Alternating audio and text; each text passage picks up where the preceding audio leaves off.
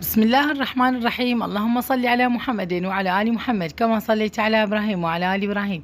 اللهم بارك على محمد وعلى آل محمد كما باركت على إبراهيم وعلى آل إبراهيم إنك حميد مجيد. يا السلام عليكم، شلونكم؟ شو أخباركم؟ إن شاء الله تكونوا كلكم بخير وصحة وسلامة وعافية. اليوم أجيتكم وصفة يعني عمل الكليتشة العراقية اللي طلبتها من عندي متابعتي وردة.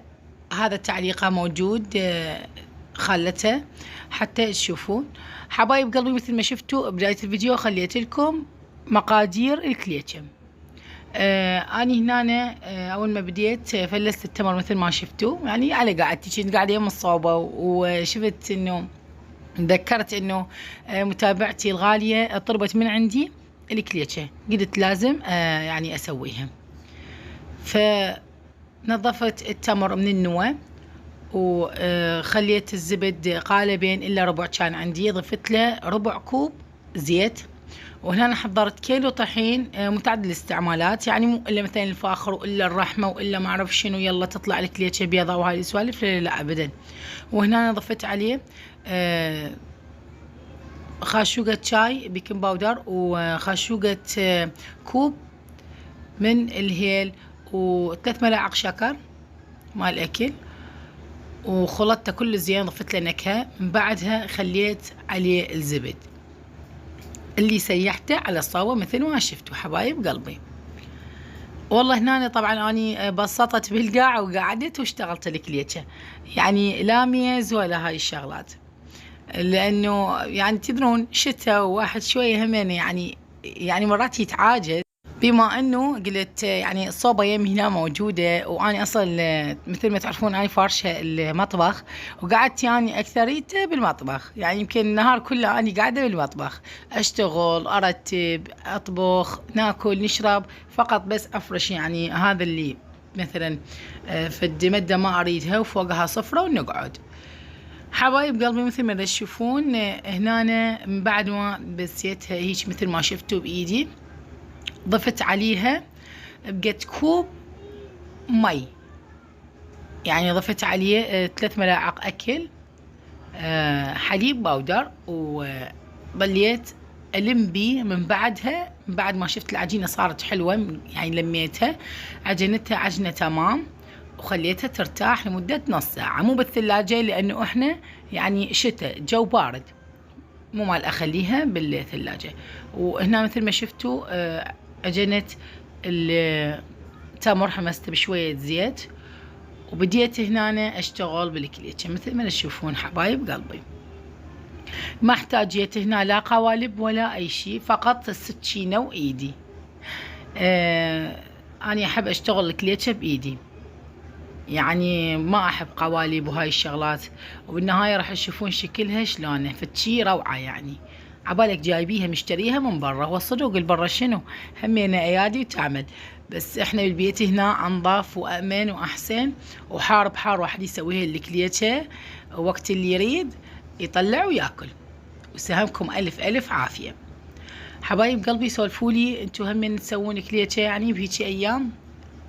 اني صراحه اسويها من يعجبهم، يعني العائله يقولوا لي بيها مثلا سوي لنا وهذه يلا، بس اني اذا يعجبني عادي مثلا اشتري اجيب من برا هيك نص كيلو، هم ما قد يعني وياها اني الكليشه، بس العائله كل شيء يحبوها، يعني ويا الشاي عصريه، او هسه حاليا بعد ماكو عصريه، عصريات ماكو بعد لانه مو صيف جو شتاء، الليل طويل، بالليل واحد يعني يخلي مثلا اذا اكو عصائر كليتشة كيك شاي شغلات قهوة هيك سوالف.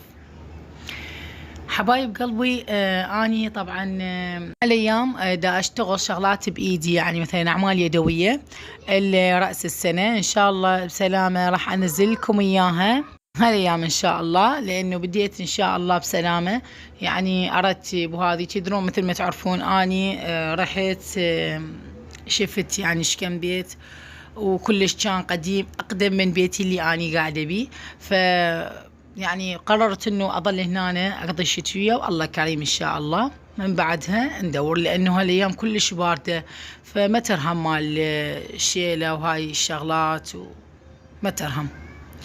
حبايب قلبي هنا بعد ما خلصت اول صينية، هنا عندي صفار بيضة ونكهة فانيلا وضفت له حليب كلش ثخين. خليت هنا خاشوقتين حليب باودر وضفت له شوية ماي هيك يعني ربع استكان او نص استكان، ودهنت فوق الكليتشة مثل ما تشوفون وخليتها بالفرن. باي باي تعيش حياتها.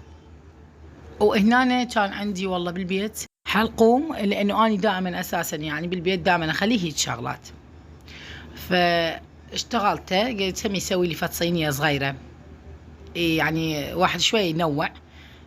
هما طبعا يحبون ابو الحلقوم اكثر من ابو التمر، بس ابونا لا يحب ابو التمر اكثر.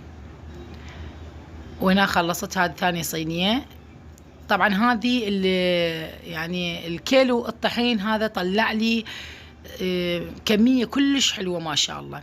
وهو أصل يعني إذا أنتم مثلا تسووه أو مثلا أصحاب المشاريع يشتغلوه، كل كيلو طحين يطلع كيلوين كليتشة هو والحشوة مالته. وحبايب قلبي مثل ما تشوفون هذه شكل الكليتشة من بعد ما طلعتها من الفرن.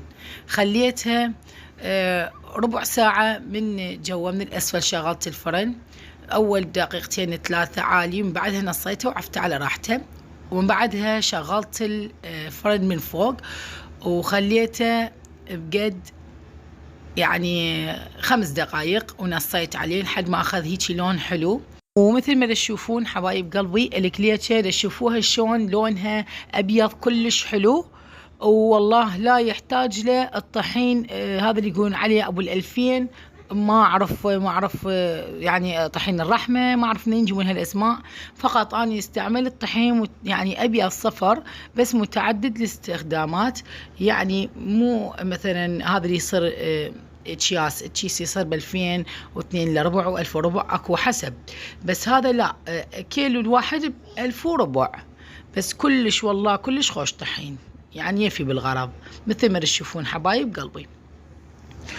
وهسه اراويكم شنو الفرق بين اللي الكليتشة لما ندهنها بصفار بيض و يعني حليب، او مثلا بس اذا تردون بس تدهنوها بحليب يصير يكون ثخين.